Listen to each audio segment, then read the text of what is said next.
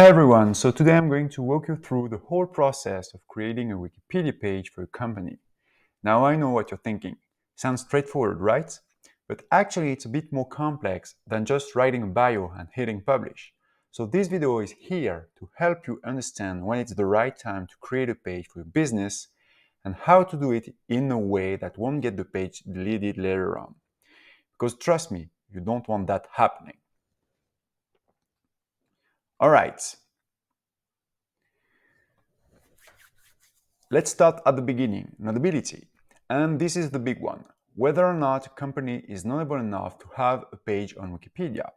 And I know a lot of you might think, hey, my business has been around for years, it's well established, and surely it deserves a page. But let me tell you, Wikipedia doesn't look at it that way. They have these specific guidelines for notability that are, let's just say, they're a bit strict. Now, here's the thing. Wikipedia has two main paths to notability for companies. One is for really huge companies, like those you'd find on the Forbes Global 2000 or Fortune 500 lists, corporate giants. But most businesses fall under the general criteria, which is what I'm going to focus on today, because that's what's relevant for most companies out there.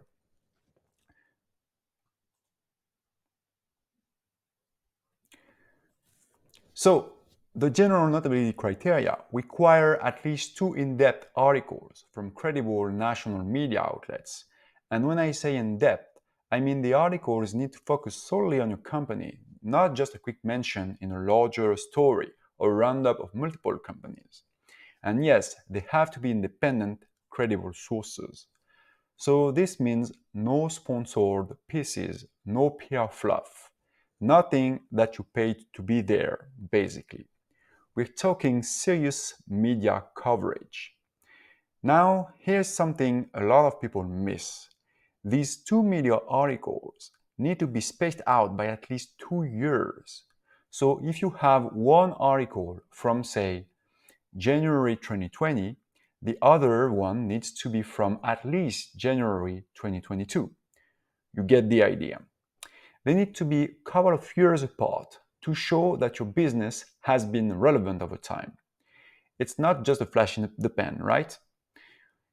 And you might be thinking, well, my competitor has a page, so I should get one too. But that's not exactly how it works. Wikipedia's guidelines have gotten a lot stricter over the years. Some older pages that don't meet today's criteria still exist because they were created ages ago. So, just because a competitor has a page doesn't mean you're automatically ready for one. Now, here's a quick tip to see if your company meets these criteria. Can you use Google News to search for media coverage on your business?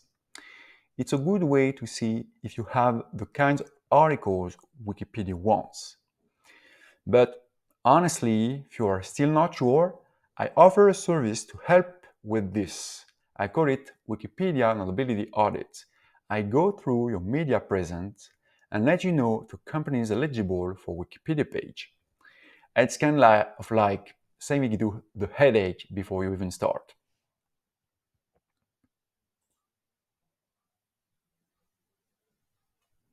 Okay, so now let's say you've got those two articles that meet the criteria. Fantastic. But there is one more step before you start drafting. You need to check if a Wikipedia page for your company has already been created in the past and maybe deleted. This is actually pretty common, believe it or not. If your page was previously deleted, you'll have to go through a special process to get it restored instead of creating a brand new one. To check this, head to Wikipedia's main logs and search for your company name. This will show if a page ever existed and was removed. If that's the case, you need to file a restoration request rather than starting from scratch. And if you're thinking, oh boy, how do I even do that? Don't worry.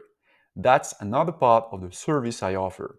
I can help guide you through the process if it sounds a bit confusing. Step 3. Alright, assuming your company has never had a Wikipedia page and you've met those notability criteria, now it's time to create a draft. And this draft state is essential because Wikipedia has a very particular style and format. It's not like writing an ad or even a LinkedIn bio. You need to adopt a tone. That means neutral, fact-based, and supported by external sources. When you're drafting, I actually recommend starting with the main sections of your article and leaving the introduction for later. I know it sounds backward, but trust me, it works better this way. The intro should summarize the entire article, so it's easier to come back to it once everything else is written. You want to make sure each section covers the key aspects of your company's history, achievements, and any notable developments. And remember, every claim needs a source. So if you are saying we are an industry leader, you'll need an independent source to back that up. And let's talk about tone here for a minute, because believe me, this is where most people mess up. Wikipedia really doesn't like marketing language.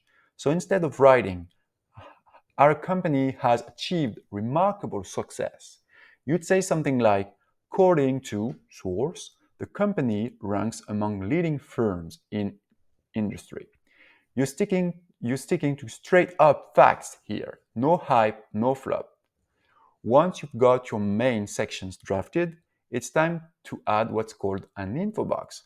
This is a little box on the side that gives readers a quick snapshot of company with details like your funding year, key people, revenue, and so on.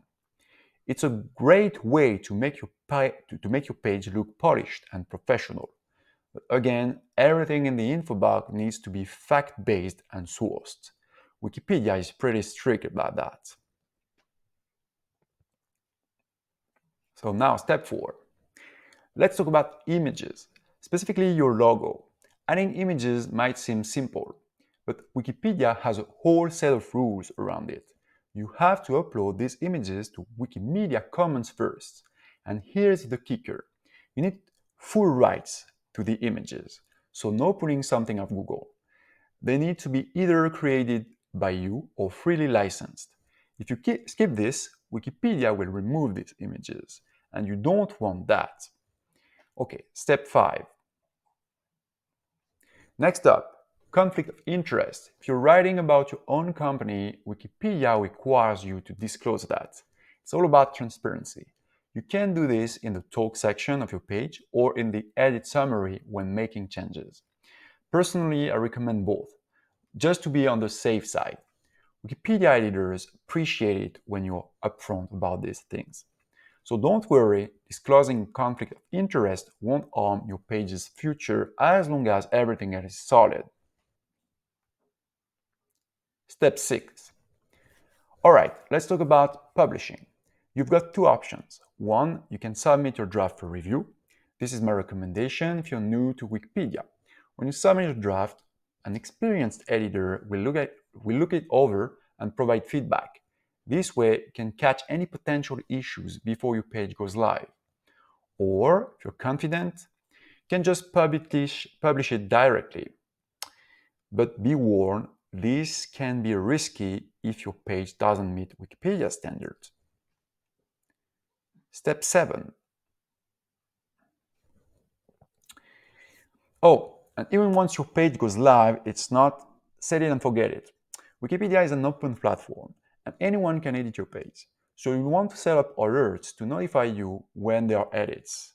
That way, if someone adds incorrect information, you can catch it right away.